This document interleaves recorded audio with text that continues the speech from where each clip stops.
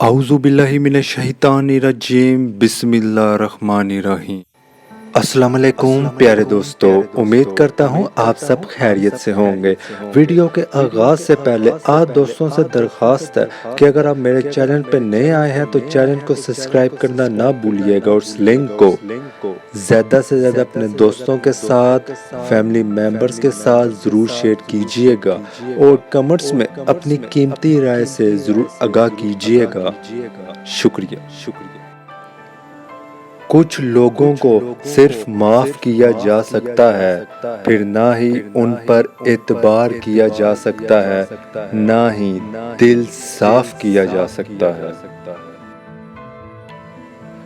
غصہ ہمیشہ ایسے شخص پر آتا ہے جو اپنے سے کمزور ہو، جبکہ اپنے سے طاقتور شخص پر کوئی کیسے غصہ کر سکتا ہے۔ بدلہ لینے سے پہلے یہ ضرور دیکھ لیا کریں کہ آپ اپنے خدا کے نزدیک کتنے قصوروار ہیں۔ اس سے ضرور معافی مانگو جسے تم چاہتے ہو، اس سے مت چھوڑو جو تمہیں چاہتا ہے، اور اس سے کچھ نہ چھپاؤ جو تم پر اعتبار کرتا ہے۔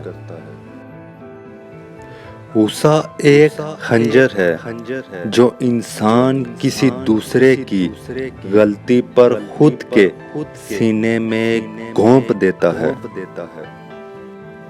اگر لوگوں کو عزت دینا اور معاف کرنا تمہاری کمزوری ہے تو تم دنیا کے سب سے طاقتور انسان ہو۔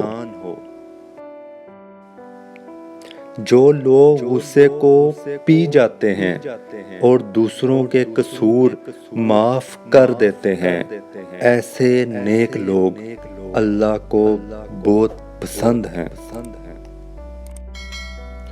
ان لوگوں کو معاف کر دیں جو کبھی آپ کی تکلیف کا باعث بنے ہوں، اور صرف انہیں یاد رکھیں جو ہر وقت آپ کی خوشیوں کی تلاش میں رہتے ہیں۔